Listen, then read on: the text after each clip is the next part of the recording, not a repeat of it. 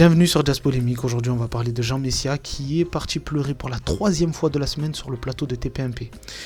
Et bien évidemment, Cyril Hanouna, qu'est-ce qu'il a fait ? Il l'a accueilli à bras ouverts pour pouvoir lui retirer tout doucement les casseroles qu'il peut avoir aux fesses et le réconforter comme il peut, redorer son blason. Donc on va voir pourquoi il chiale encore une fois, ouin. Et ça va nous permettre d'aborder un autre sujet qui est corrélé. Il s'agit des origines du mariage entre l'ultra-droite et le sionisme, parce que ça n'a pas été si facile que ça remonte à presque 20 ans en arrière, et c'est important de faire un mini flashback pour comprendre ce qui nous arrive aujourd'hui. Voilà, je vous invite à vous abonner, à mettre un pouce bleu, à mettre un commentaire, et c'est parti, on y va, le show ouin de Jean Messia. Je me réveille un matin, Quelle heure et j'apprends que sur décision de l'Arcom, je suis classé divers droite. Et donc mon temps de parole doit être décompté du courant politique divers droite auquel je n'appartiens pas. Je ne suis encarté dans aucun parti politique, je n'ai aucun mandat électif et je ne suis candidat à rien. C'est quand même cocasse que ce genre de personnalité qui parle très souvent de taqiyya quand ça concerne les musulmans. La taqiyya, c'est le fait de dissimuler ses réelles intentions, pour faire simple. Ce genre de personnalité, ce soit les professionnels de la taqiyya. C'est-à-dire que Jean Messia, il n'y a qu'à regarder ses prises de parole depuis plusieurs années, ses prises de position, pour comprendre très facilement et très rapidement qu'il est très à droite. Mais par contre, quand on va leur poser la question directement, ou quand l'Arcom va le qualifier d'ultra-droite ou divers droite, il va dire non. Attends, c'est quoi ? C'est honteux d'être divers droite ? Tu devrais l'assumer, tu devrais assumer tes positions. Non. Alors tu te trouves où si tu n'es pas à droite ? Tu es à gauche ? C'est une vaste blague. Donc je ne comprends pas comment l'Arcom, sans aucun fait générateur, sans rien de nouveau dans ma trajectoire... Vous êtes en train de dire, on sait que vous êtes très à droite. Mais ça veut dire que... Qui peut dire ça ? Enfin, je suis peut-être à droite sur les questions identitaires, sécuritaires, migratoires, mais par exemple sur les questions économiques, je ne suis pas favorable au recul de l'âge de la retraite à 64 ans. Je suis par exemple favorable... On sait très bien que c'est pas forcément la réforme en elle-même qui t'a gêné, parce que si ça serait Zemmour qui serait au pouvoir et qui porterait ce genre de réforme, tu l'aurais approuvé sans aucun problème. C'est le fait que le gouvernement Macron la porte qui te gênait plus. Voilà. Et on se souvient aussi, une petite parenthèse, de l'élection présidentielle où Éric Zemmour, pendant des semaines et des mois, a fait de la taqiyya pour le coup. C'est-à-dire que tout le monde savait qu'il allait se présenter pour l'élection présidentielle, mais il disait que non. Histoire de pouvoir contourner le système et ne pas être décompté dans les prises de parole des différents candidats et passer de manière illimitée sur le groupe Canal. Voilà. Une politique industrielle pour les piloter par l'État. Je suis pour l'État-providence, donc qui peut arbitrairement, comme ça, de manière péremptoire, classer... non. L'Arcom, mais attends, qui a doté l'Arcom de ce pouvoir exorbitant d'étiqueter les gens politiquement, alors que j'ai pas choisi d'être étiqueté, c'est comme dingue. C'est comme si on étiquetait Gilles Verdez. Bah oui. Je sais pas, c'est comme si Gilles Verdez était un avocat qui plaidait à la cour depuis 3 ans, et qu'un beau matin, l'ordre des avocats se lève et dit vous êtes syndicaliste, vous n'avez plus le droit de plaider. Comme ça, sur un coup de tête, sans aucune justification. Non, mais on n'a pas besoin de prendre un autre exemple, c'est dans l'émission. Dans l'émission, on peut dire, voilà, Gilles Verdez, il a toujours dit qu'il était de gauche, donc on peut dire que aussi, bizarrement, ça s'applique.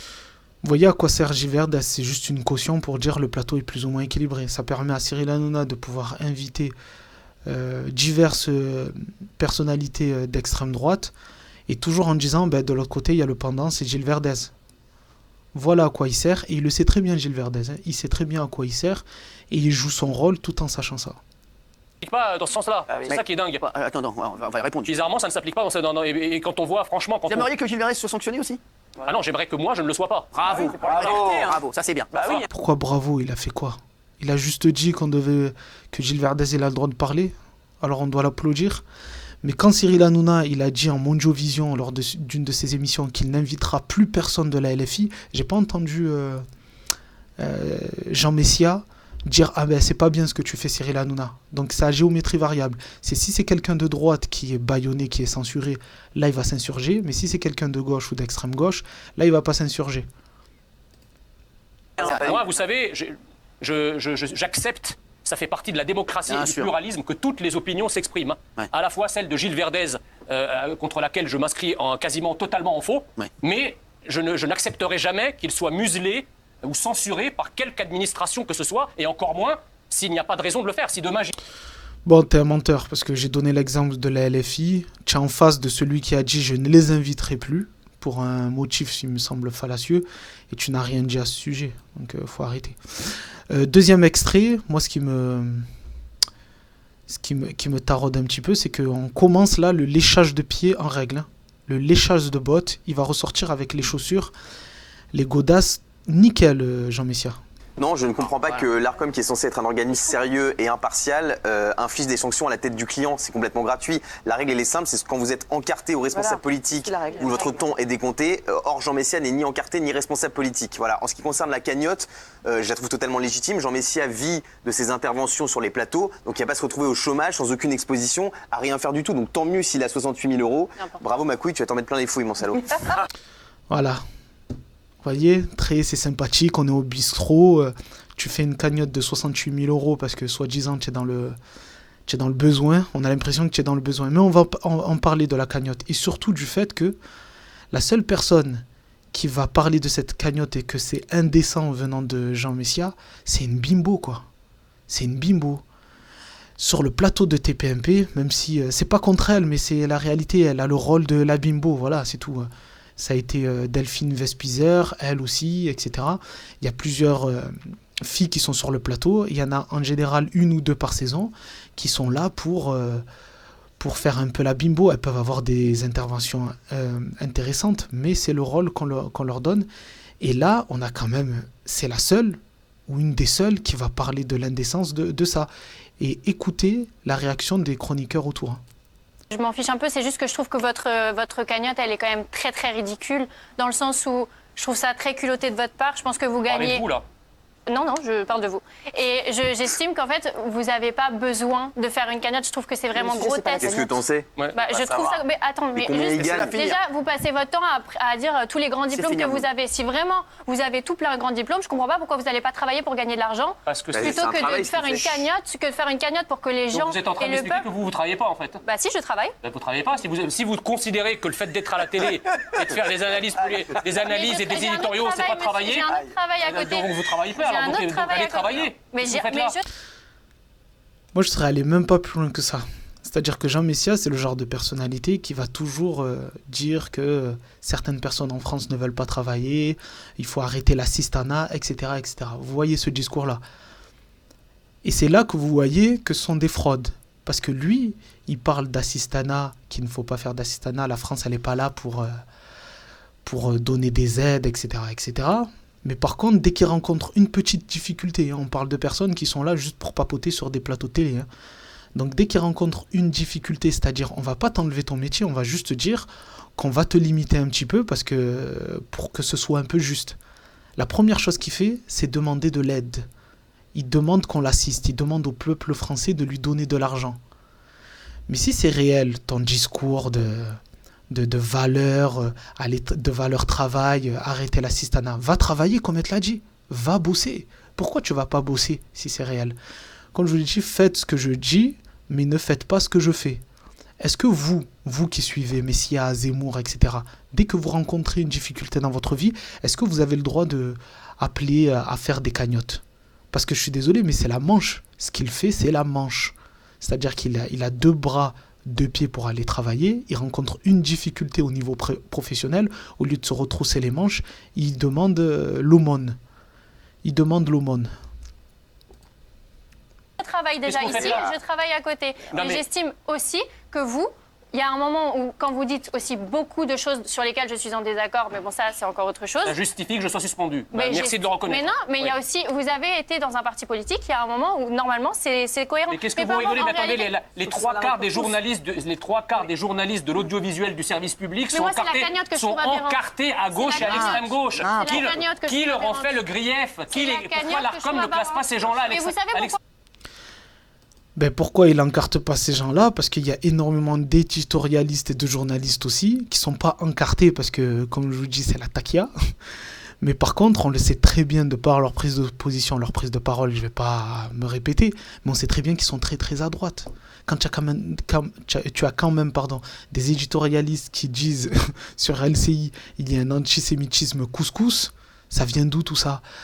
Quand on a par exemple Karine Ferry, Pascal Praud qui font des éditos en pointant du doigt une certaine partie de la population, on sait très bien qu'ils sont très à droite, mais pourtant ils ne sont pas encartés.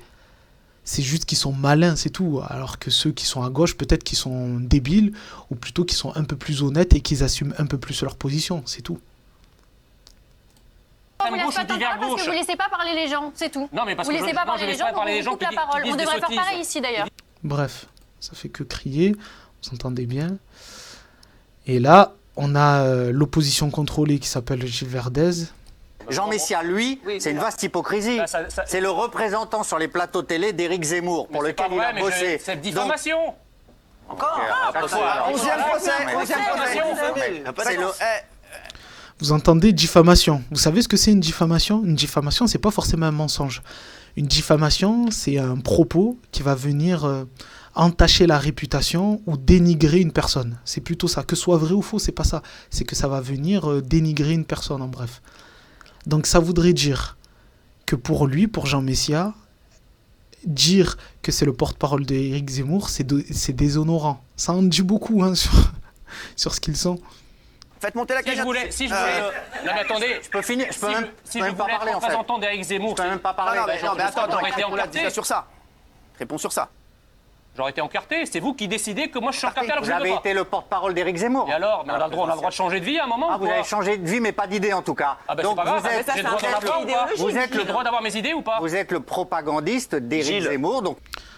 Voilà, l'opposition contrôlée, ils disent que tout le monde pense. En réalité, tout le monde sait. Mais c'est pour dire qu'il y a une pluralité sur le plateau. Vous avez compris le subterfuge. C'est un art de faire un plateau et faire genre qu'il est équilibré alors qu'il est totalement déséquilibré.